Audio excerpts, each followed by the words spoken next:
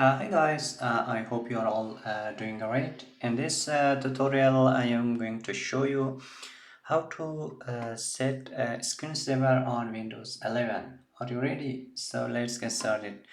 On the search menu bar, you should type change screen saver, okay? And click on that.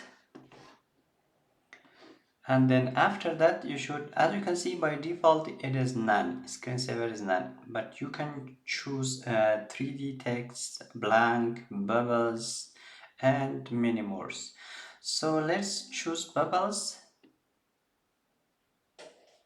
and let's preview. Click on preview, how it looks like. As you can see, it looks like that. So if you are happy about that, you can also change the time. After 1 minute, it is by default, it will appear. So you can change 2 minutes, 3 minutes, but I'm going to go by default, which is 1 minute. Okay, click on apply and okay.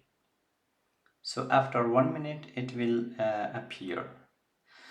That's it guys, hope you will like it. If you have any question, drop them in the comment section. See you in the next video.